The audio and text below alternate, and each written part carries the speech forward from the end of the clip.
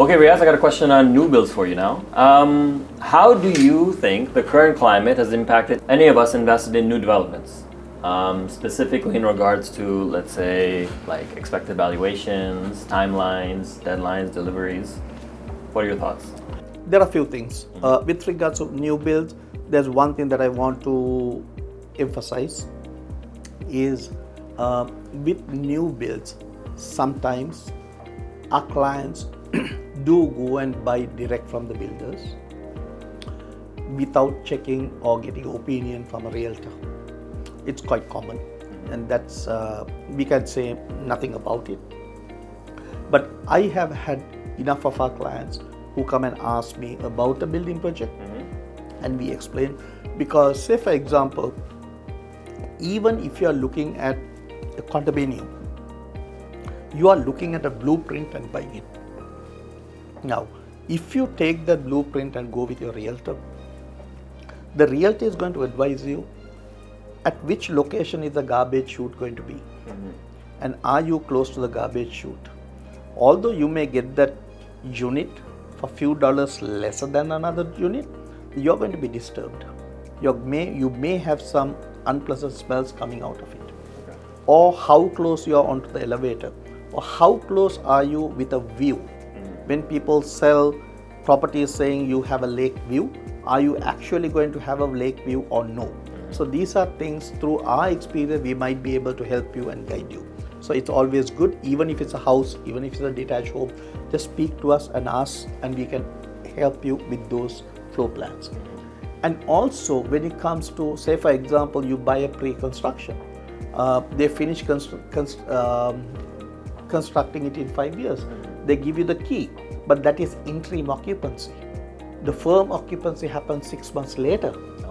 During that time, they say, I want to rent it. And they say, yeah, you can rent it, but you can't do it on MLS or advertise anywhere. You can do it a private rent, which makes it very difficult for you to get a tenant. Right. But on the other hand, when we purchase, and we always recommend, let's speak to the lawyer and include a clause saying, rentable during the interim occupancy, which means you can advertise and rent during that period. Okay. So those are few things that one may have to understand.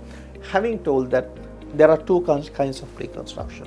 One is the detached homes, and one primarily talking about condominiums. Okay.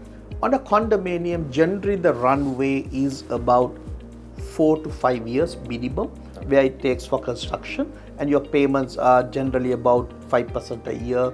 Into 4 years you pay up the 20%, and then you got to get the mortgage at the end of it. Yeah. On the other hand, if you look at a house, a freehold, a semi-detached or something, generally the runway is between 18 months to 2 years.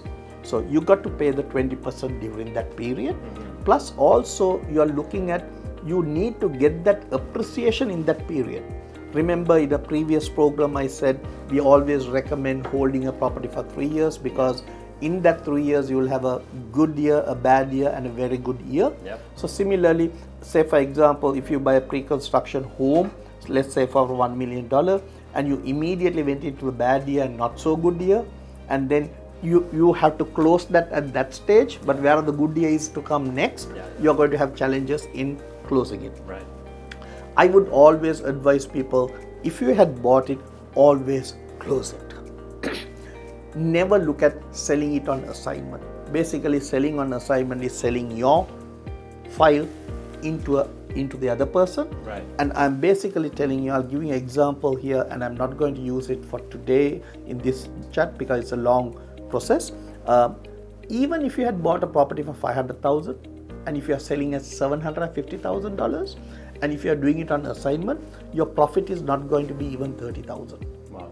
After all taxation and implications and all that come into play. Right. So, to me, in our life, between me and my son, we have never done an assignment sale, and we don't even intend doing it. So the answer to your question is, most of the people who has a problem at this point in time with a pre-construction are when they have a double transaction. Say for example, Azim, a friend of yours, went and bought a 1.2 million home that 2 years ago, and he's getting the keys next month. And at that time he was thinking, you know what, I'm going to sell my house for a 1 million and use that money to close this transaction.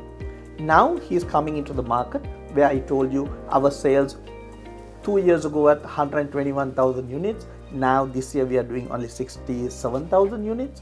We have dropped by 50%, and that's because we are finding it difficult to sell. Right. And this gentleman or the lady is also going to go through those challenges of not being able to sell her property faster because the purchasing power of an individual dropped by 27% for no fault of his because the stress test and the interest rates. Right. Now he is in a panic mood.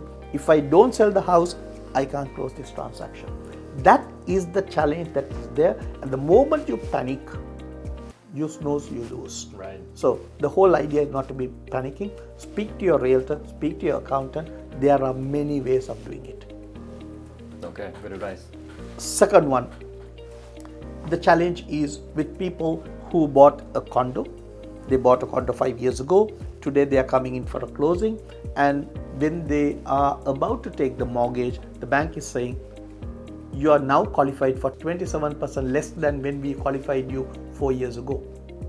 Yep. When that happens, he is finding it difficult to close that transaction, and also because of the high interest rate, he is not going to break even with the rent that he is going to get. So those are the two challenges that are there. Yep. However, I am quite confident that when it comes to freehold, the prices are going to be escalating starting from March. Yep. And for pre-construction condos, I think it's going to go appreciate starting in June, July, because we got a higher inventory on condos at the moment. Okay. That's the short answer for that. Okay.